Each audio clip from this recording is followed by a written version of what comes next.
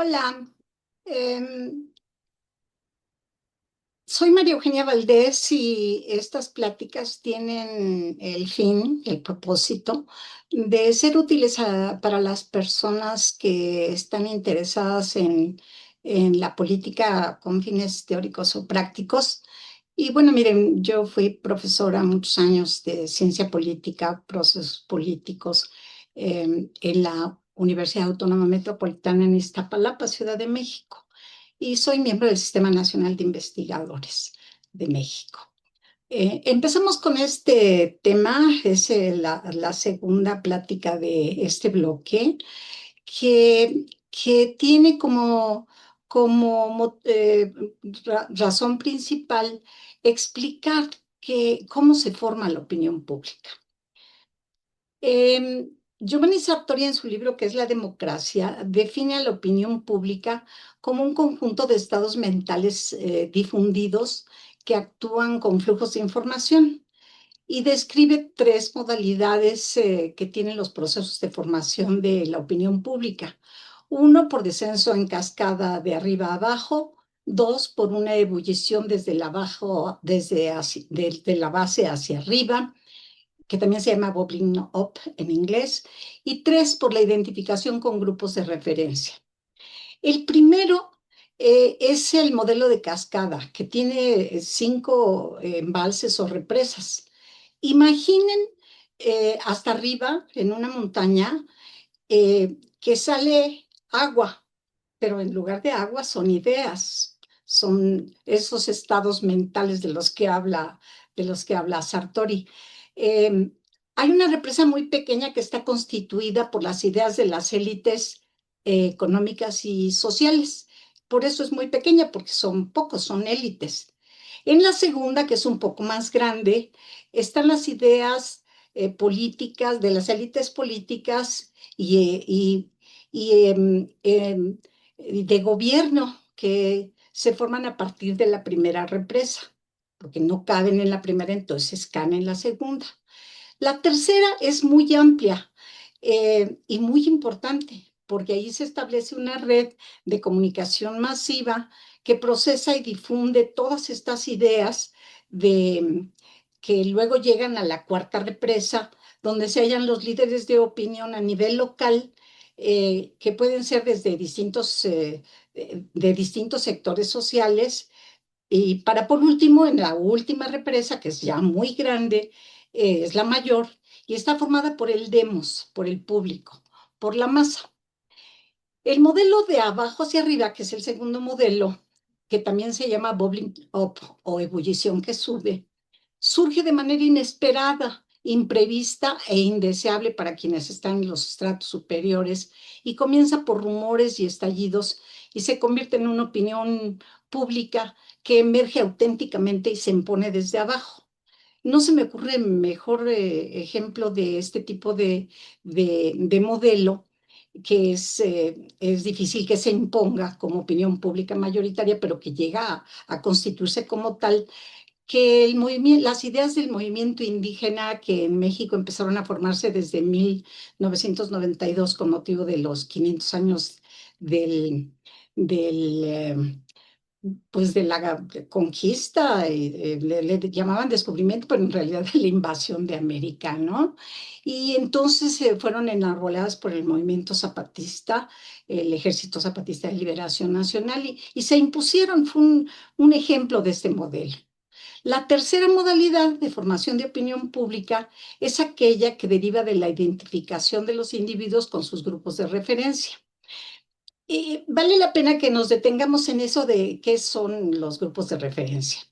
Eh, Según el sociólogo Robert Merton, en teoría existen tres criterios para definir a un grupo de referencia. El primero se describe como un número de personas que actúan entre sí de acuerdo con normas establecidas. Piensen en una familia.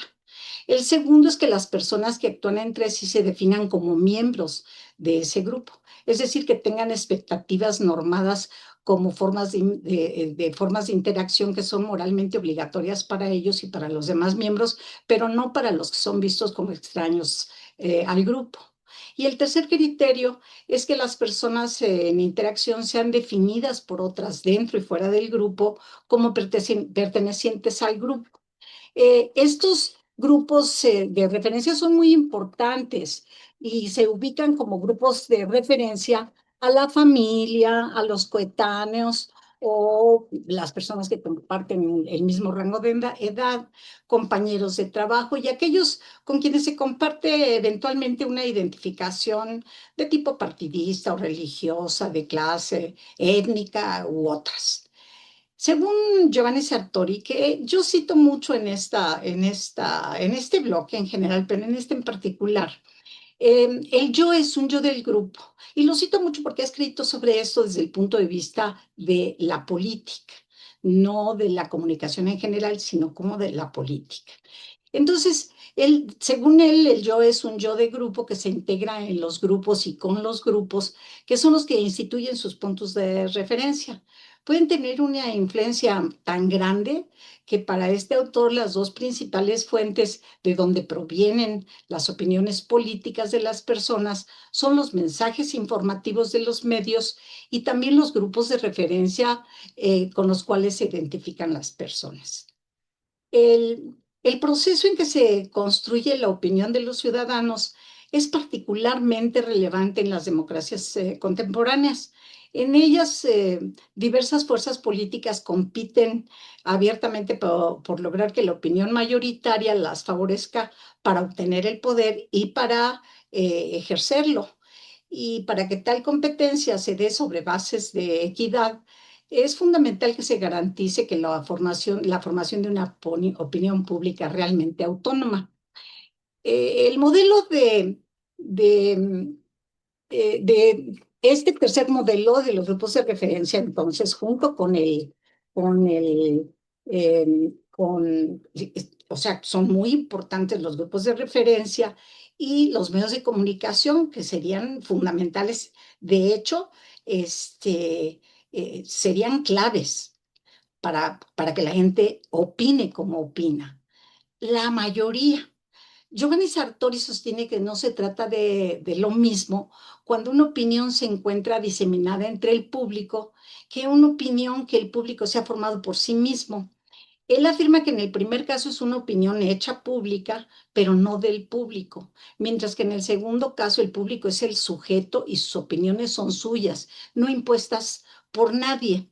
En realidad él se contradice un poco porque el modelo de cascada, por ejemplo, sí sugeriría que las ideas vienen de arriba hacia abajo y como decía Marx, la ideología dominante es la ideología de la clase dominante porque va cayendo en los embalses y va llegando hasta abajo, a la mejor filtrada, pero, pero en realidad la opinión pública por los grupos de referencia y por el tipo de información, de los flujos de información que recibe, sí puede ser modificada.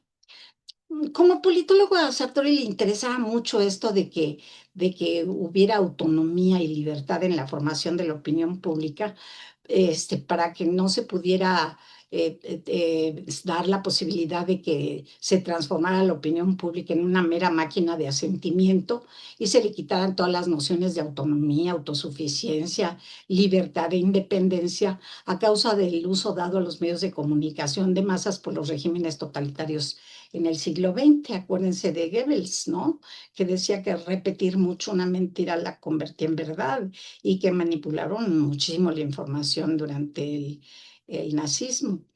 Pero en realidad, y lo cierto es que a lo largo de la historia y en cualquier tipo de régimen político, incluyendo las democracias actuales, los gobernantes tratan de imponer su opinión como verdadera entre la opinión pública y muchas veces manipulan la información para lograrlo. Por eso se dice, por ejemplo, que en una guerra, piensen en Vietnam, en Irak, Ucrania, Palestina, etcétera, la primera en morir es la verdad. Así que eh, pues aunque lo que propone Sartori como condición esencial para que la existencia de de una opinión pública libre y autónoma sea la estructura policéntrica de los medios de comunicación, porque según él se da un juego competitivo entre los distintos medios en esta estructura policéntrica. Está pensando en en las sociedades actuales. En realidad lo que significa lo anterior es que es el mercado y no el Estado el que puede garantizar que los ciudadanos realmente tengan acceso a una información verdadera, sin manipulaciones. Pero evidentemente eso no sucede. Entre otras cosas, según Trejo del Abre, un mexicano que estudia los medios, por la alta concentración de las empresas privadas de medios, fenómeno que tiende a que los medios se comporten de acuerdo con los intereses de sus dueños y no según los intereses de la sociedad.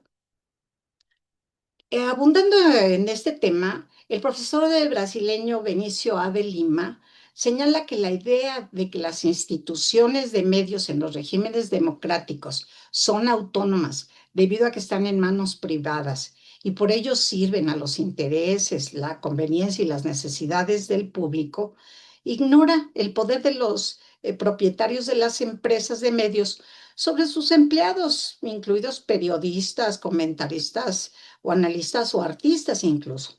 Así que como o sea, además de su inherente influencia política en el conjunto de la sociedad, de acuerdo con el profesor de Lima, en el estudio sobre la relación entre medios y política, no debe descartarse la posibilidad de que los medios, ellos mismos, con frecuencia y deliberadamente distorsionan, omiten o promueven información con un objetivo político que en determinada circunstancia y en determinado momento puede estar o no alineado con los intereses del gobierno.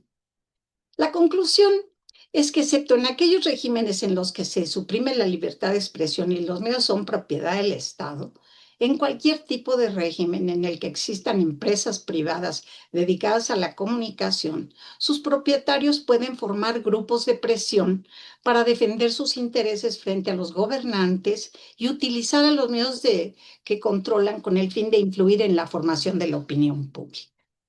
Así que crear una opinión pública libre y autónoma no es fácil, por lo que esta tarea debe recaer en las instituciones políticas y las organizaciones sociales donde esté involucrada la actividad no solo de los políticos, sino de periodistas, intelectuales y ciudadanos comprometidos con la verdad y la libertad.